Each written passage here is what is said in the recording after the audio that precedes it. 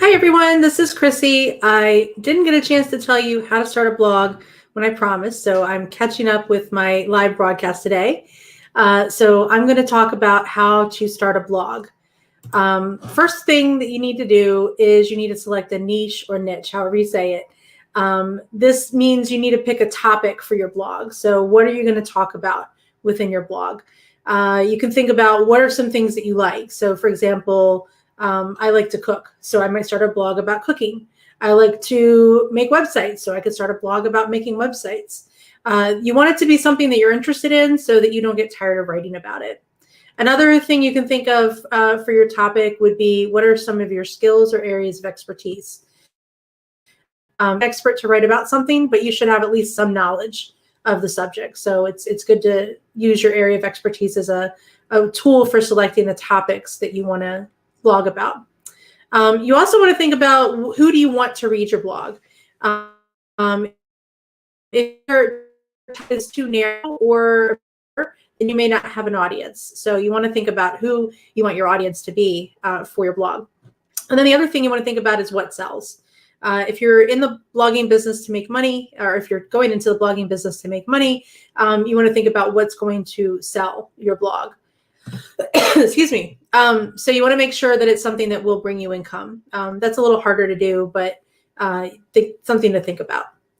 Again, you want to try to make it somewhat narrow, but not so narrow that nobody's going to read the blog. So just something to keep in mind. If your topic is too broad, or your niche is too broad, then some of your posts won't appeal to everyone. So you want to kind of keep it narrow, but not so narrow that it's going to be obscure and not a lot of people are going to want to read it. Another thing you want to do while you're coming up with your topic is try to think of a name for your blog. You want it to be memorable, short, easy to spell. Start thinking about that name now, and we'll talk about that a little bit more in the next step for creating the blog, which is getting your website. So a lot of times when people come to me about creating a blog, they already have their niche in mind. They already know what they're going to blog about, or they have some idea of what they're going to blog about. So the next step is actually getting the website and putting that up on the internet. Before you can do that, you have to think about your hosting. So where are you going to put the website? So before you make line one, before you're a developer to install everything, you need to think of where it's going to be hosted. It's sort of like where the website lives on. I'm going to talk about WordPress because that's what I use for blogging. There are blogging services out there that you can search for, you can use. There are free website creation tools out there that you can use, but I prefer WordPress. So if you're getting started with WordPress, there is WordPress.com.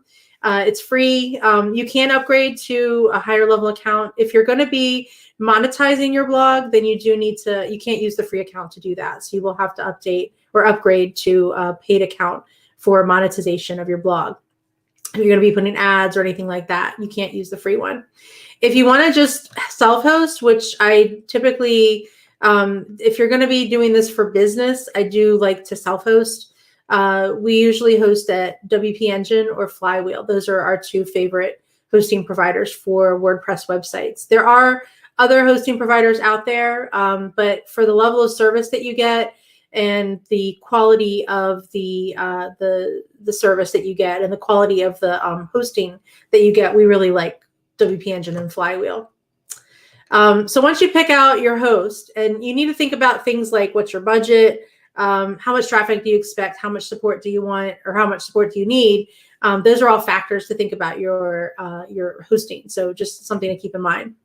Once you get that set up, though, or as part of getting that set up, you need to think about your domain name. And the domain name is the address of the website. So you can think of the hosting as the lot where you build the house or build the website, and the domain name is the address of that website, or where you're building your house, your website.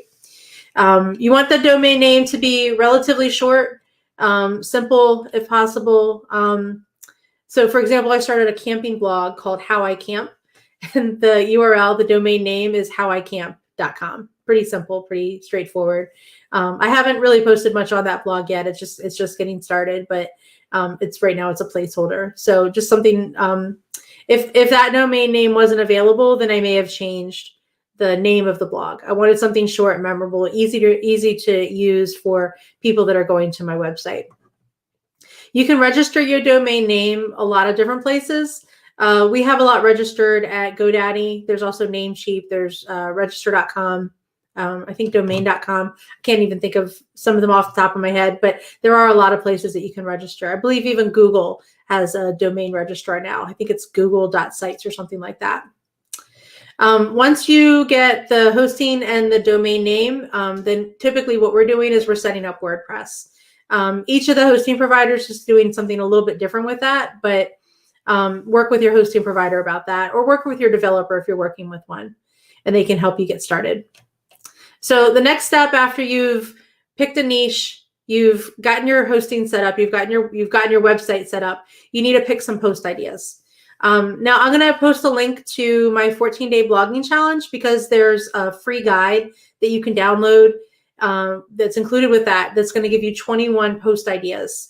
So what I usually recommend, after you select your niche and you get your blog set up, sit down for 15, 20 minutes and come up with 21, 30, 40 blog post ideas. Just write them out, as many as you can think of, and come up with titles for your blog posts.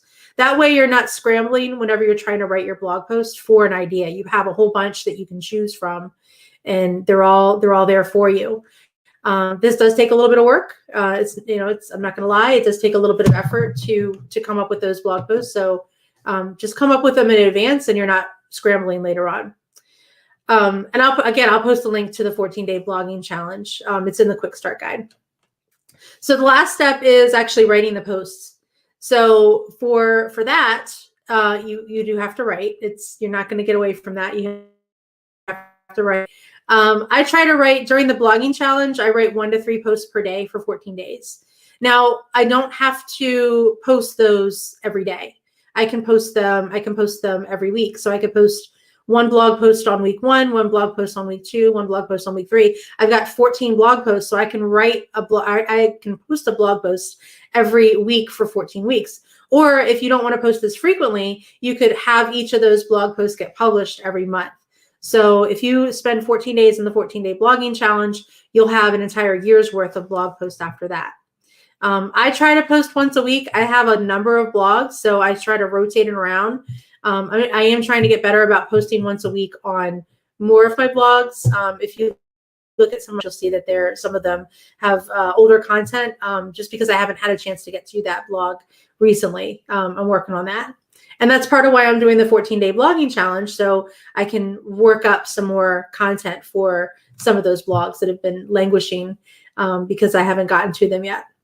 So hopefully this was helpful. That once you get the blog set up, just be aware that people aren't just going to automatically go to your website. You do need to drive traffic to your website. So I will talk more about that in another video. It's just something that you do need to keep in mind. All right, so I hope this was helpful. And I do hope that I will see you all in the 14-day blogging challenge sometime soon. Thanks, everybody. Bye.